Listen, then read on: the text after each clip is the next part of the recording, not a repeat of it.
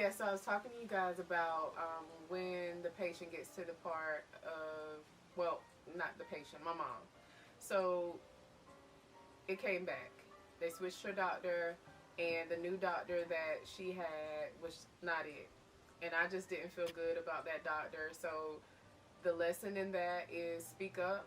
As being an advocate, which I was, my mom's, and it's no offense to anyone else, but it just is what it is. I was my mom's #1 advocate, so I was there taking notes, recording conversations, researching things. You speak up for the patient whenever they're in that position. You speak up because maybe they can't, or it's so much stuff coming at them in so many different directions that you have to be that voice and request a new doctor. Um, and if it's down to it, maybe take them to a different practice. But you really have to make sure that um, you do everything that you need to do so that if you don't get a second chance, you don't regret your decisions. So anyway, that was one thing that I was concerned about. I didn't I didn't speak up against the doctor. I spoke up a lot, but not against that particular thing. And closer to the end, I have a good friend, and she's in the medical industry, and I was talking to her about it, and she said, well, you should have requested her doctor to be changed, and I didn't know that was an option, or I would have. So that's why I'm telling you guys now. So my disadvantage now becomes advantageous to you. So if you're ever in that position, you know that you have that power to request another doctor. So anyway, going through that process, they started my mom on chemo. She was like really, really struggling, and things were getting worse and worse and worse. And I was just buying so many holistic things to try to help, and things were helping somewhat, but not enough. And then they were telling her while she's doing the treatment, she didn't need to do the holistic things. And unlike the first time, the second time around, she was just like, she didn't want to do the holistic stuff while she was doing the treatments. So we held back on holistic things at a certain point, and then she did her treatments for 2 months.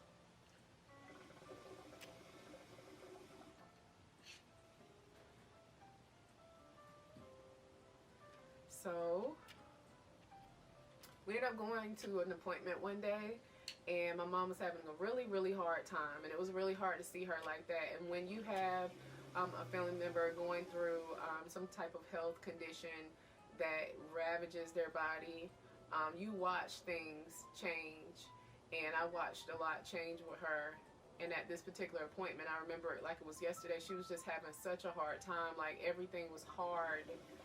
Um, and we explained what was going on, and the doctor felt like she needed to be admitted to the hospital. So she was admitted the following day, and she stayed there for about a week, and they treated her, they helped her, they administered drugs, they prescribed new drugs on her way out, and a lot of what she had been dealing with kind of improved. And she got home, and we changed her diet. So we took meat out of her diet because meat is not good for you. I'm not a vegetarian. I'm trying to work towards going to a meatless diet, towards a dairy-free diet, because I know those things are not beneficial to our health. But we definitely took that out of her diet because we wanted to make sure that we were doing everything that we needed to do to help the cause. When you're on chemotherapy, it takes your appetite away. So you start fighting not only the radical cells that are cancerous, you start trying to fight for your life and your health, because your weight starts to decline and starts to diminish. So things that you can help, ask the patient what they like to eat. The doctors will say, eventually, even if you want ice cream sandwiches every day, eat an ice cream sandwich as long as you're keeping your weight up. And you definitely want to keep your weight up, because if you don't keep your weight up, it's just like a recipe for disaster. But at the same time, sugar entices and grows cancerous cells. So you have to play it by ear and be really smart and what's the word I'm looking for? Purposeful with your approach to helping someone maintain their diet and their weight.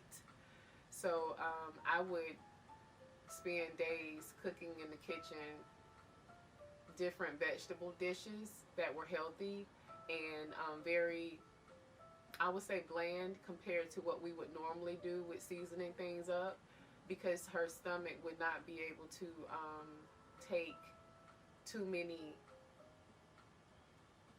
spicy, and it wasn't even spicy stuff, but it started to be spicy to her, and it would upset her stomach and stuff. So I was just trying to appease her. But anyway, um, zucchini, squash, your leafy vegetables. You just have to make sure that everything works with the diet and the medication that the patient is taking, because some things do not interact well, and you don't want to upset the patient by trying to be helpful and do something that counters, the goal.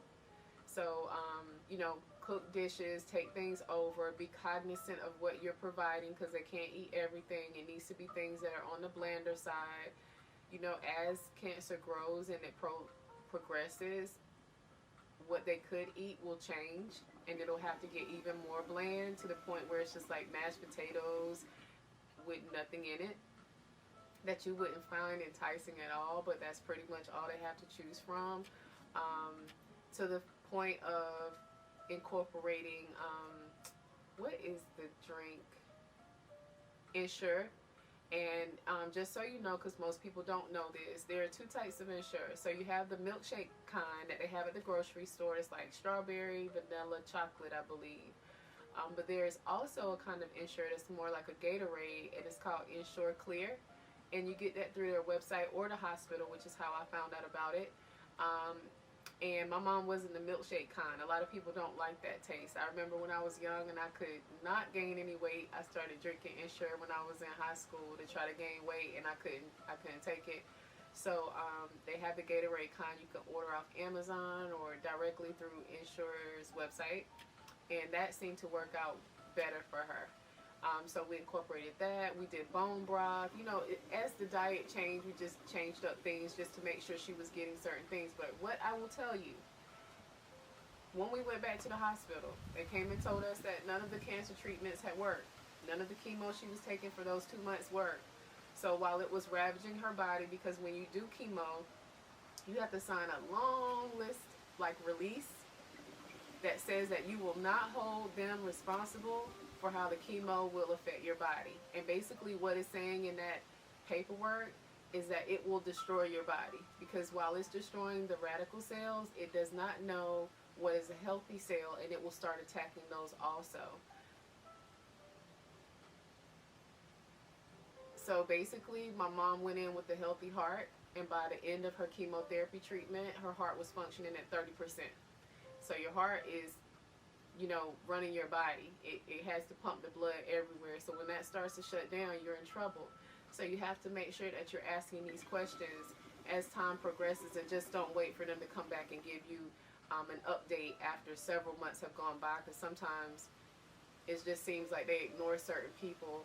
And what I learned after this process, and while I was pregnant with my kids, I have 2 kids, that in the medical industry, black women are ignored a lot of times. Black women have a higher rate of death and cancer treatments not working because of our race. And that's very unfortunate, but that's the world that we live in. So with knowing that information and basically being aware of this is something that we encounter, then you have to ensure that you are advocating for yourself, so that if there is another option or another solution to your fight, then you're taking advantage of it.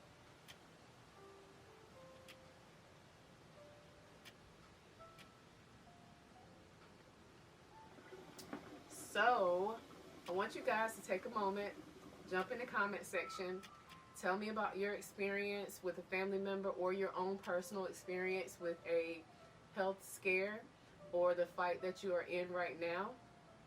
Maybe even some tips that you can share with the general public that may save someone's life, or a positive affirmation or quote or something inspiration that you can share with everybody that may be the defining factor on them having a great day.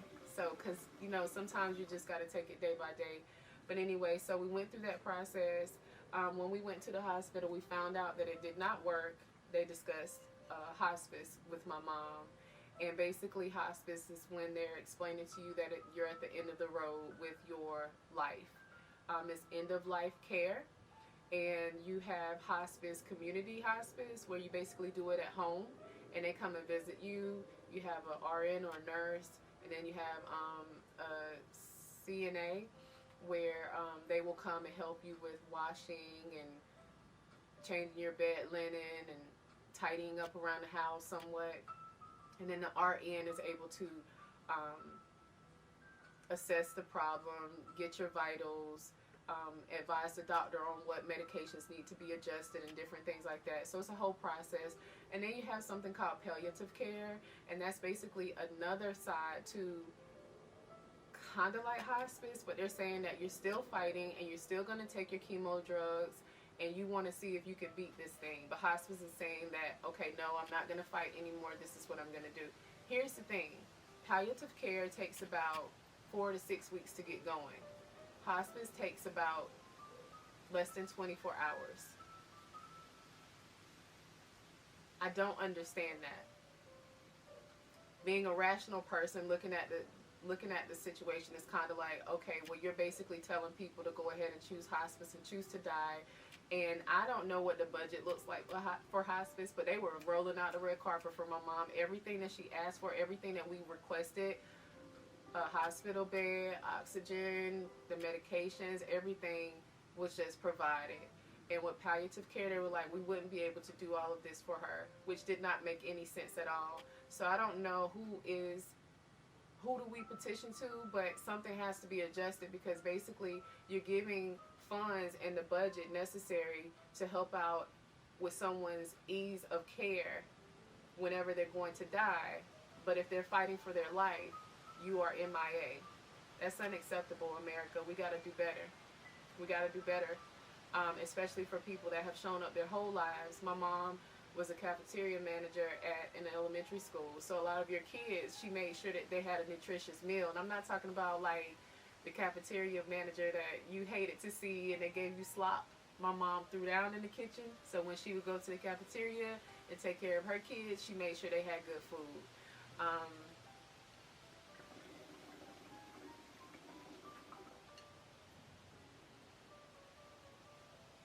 But yeah, anyway, so it got to that point. Maybe it's an overwhelming amount of medications that the person gets on. I know a lot of you are familiar with the app Canva, so I just went on Canva and found a medication tracker, and I updated it to what my mom was administered or having to administer, just so that my dad and I, because we ended up being the caretakers for my mom when she was back home, just ensuring that she got every medication that she needed to have at the time that she needed to have it. And I think she ended up having like 11 different medications prescribed by the doctors at that point. So in addition to the prescription drugs, then we were still administering holistic things, because she opted out for continuing chemo because it wasn't working. So yeah, we had teas, we had the apricot seeds, we had the black seed oil, maybe one or two other things that I'm leaving out. I had some detox drops that you add to your water to try to get the heavy metals out of her system that you get built up from the radiation treatments. There's just a whole lot going on. And she was fighting, but she wasn't doing these things while she was under the care of the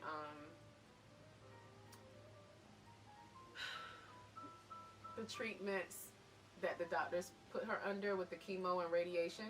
So I feel like if we were able to do that, maybe things would have been different. So I'm educating you guys now so you can ask questions. Sometimes when you don't have a good prognosis, it's almost like, what's the harm in trying? You know what I'm saying? One is saying definite death is how this is going to end. So it's really no harm in trying to fight for your life as much as possible. So anyway, all of those things took place. My mom ended up losing her battle. Maybe, I think she was on hospice like 3.5 weeks, if I'm not mistaken.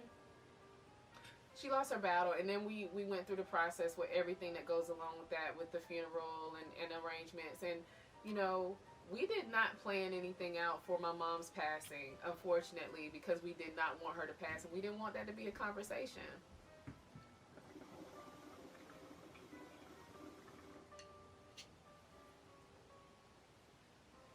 We should have, but we didn't. So you want to make sure that you have, you speak to an attorney regarding estate planning. That's very important. You have a will established, so the government does not have to get involved. They will take a portion of the proceeds for whatever the estate is valued at if they have to be involved, and I forgot what that's called. But you don't want to have to go that route, especially when you can establish something up front.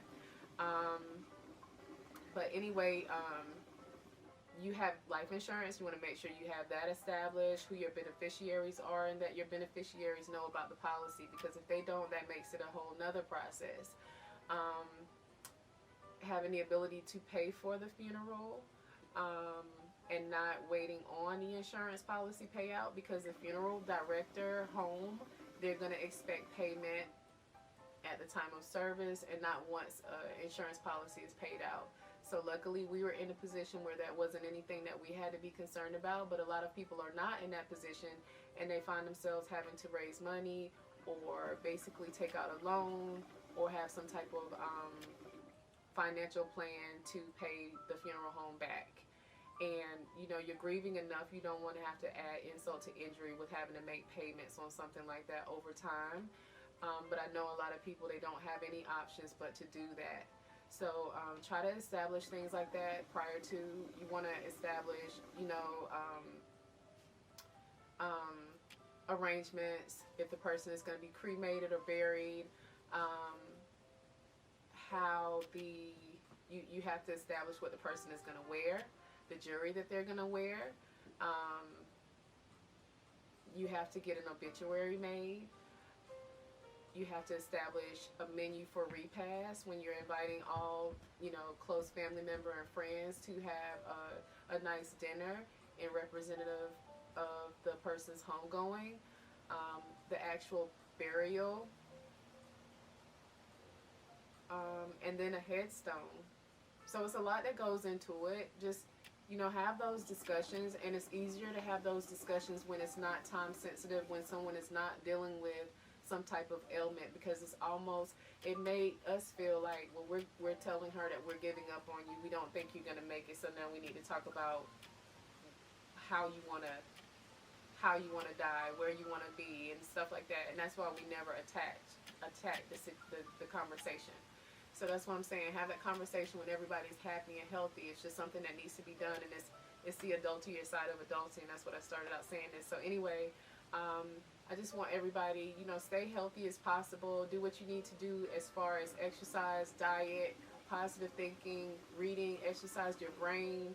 You know, I read very often, several times a week. Don't always stay on social media or whatever platform you're on to entertain you from a video standpoint. Pick up a book and read. But yeah, eat healthy, exercise, drink your water, your H3O. All of these things are important. I know I don't do my hookah too often because I know that's not healthy. I was just talking to my director about it. I probably do my hookah, what I say, like once a quarter. Yeah, I don't do it often at all, and I don't even do it that often. But if I had to gauge it, I would just say that, just to throw a number out there. But I've done this twice now in like the past 3 years. I own it, but I don't do it too often because I generally don't have anybody to do it. But anyway, I wanted to take this time to express myself and my concern for my fellow neighbor, because I care about people a lot. So take these tips, use them, stay healthy, stay positive, and yeah, just drop in the comment section. Let me know if anything was able to help you, and I appreciate you guys tuning in. We will be back with another episode soon. Yeah, thank you, and have a great day and be blessed.